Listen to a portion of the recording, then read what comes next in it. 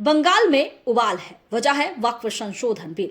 लेकिन यह तस्वीर सिर्फ बंगाल की नहीं है, बल्कि बंगाल से लेकर कश्मीर तक की तस्वीर कुछ इसी तरह से नजर आ रही है। कश्मीर में भी सदन में वक्फ संशोधन बिल को लेकर हंगामा चल रहा है, लेकिन बंगाल की स्थिति और भी ज्यादा भयावह इसलिए होती है कि जब भी कोई त्योहार हो या फिर मुस्लिमों के लिए कोई बिल पास किया गया हो, उस दौरान हंगामा होना तो तय है।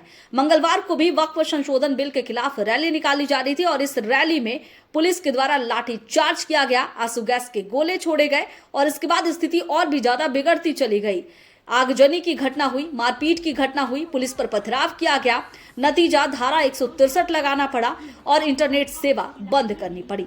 लेकिन बात इतने पर ही खत्म नहीं हुई। खुद राज्य सरकार के मंत्री सिद्दीकुल्ला चौधरी ने सवाल उठा दिए। उन्होंने ये कहा कि प्रदर्शनकारियों पर जिस तरह से पुलिस ने लाठी चार्ज की है वो शर्मनाक है, क्योंकि वाम का शासन भी रहा है। 34 साल तक बंगाल में वाम ने शासन किया।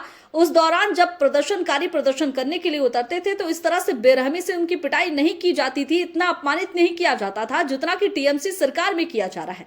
अब टीएमसी सरकार के मंत्री ही अगर इस तरह के सवाल उठाएंगे तो अगर विपक्ष सवाल उठा रहा है तो कुछ भी नहीं। बीजेपी भी इस लपेटे में ले रही है। बीजेपी का कहना है कि पश्चिम बंगाल सरकार को किसी से कोई मतलब नहीं है, सिर्फ वोट बैंक की राजनीति करती है और वोट बैंक के लिए वो किसी पर भी लाठीचार्ज करवा सकती है, किसी को भी ऊपर उठा सकती है, किसी को भी नीचे गिरा सकती है। इसके साथ ही उन्होंने सवाल खड़ा किया कि क्या पश्चिम बंगाल में हिंदू सुरक्षित हैं, क्योंकि मुसलमानों को ज्यादा तवज्जो दिया जा रहा है। दूसरी तरफ बंगाल में 2026 में विधानसभा का चुनाव है और इसे मुख्यमंत्री ममता बनर्जी अच्छी तरह से जानती है। उन्होंने लोगों को, प्रदर्शनकारियों को शांत रहने की अपील की है। उन्होंने कहा है कि किसी भी चीज का हल इस तरह से नहीं होता है, आप शांत रहिए। मैं आश्वासन देती हूं कि इससे किसी को भी किसी तरह का नुकसान नहीं। आप लोगों को दिल में दुख हुआ है वॉकआउट प्रॉपर्टी के लेके, आप भरोसा रखिए बंगाल में ऐसा कुछ नहीं होगा जिसमें कोई डिवाइड एंड रूल होगा। आप लोगों ने ये मैसेज दीजिए कि सबको एक साथ में रह के बचना है।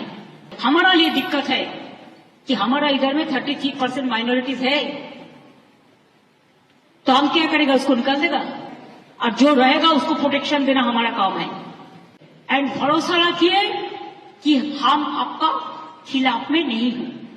अब ममता बनर्जी के इस भाषण से प्रदर्शनकारियों पर कितना असर पड़ेगा ये तो आने वाला वक्त बताएगा।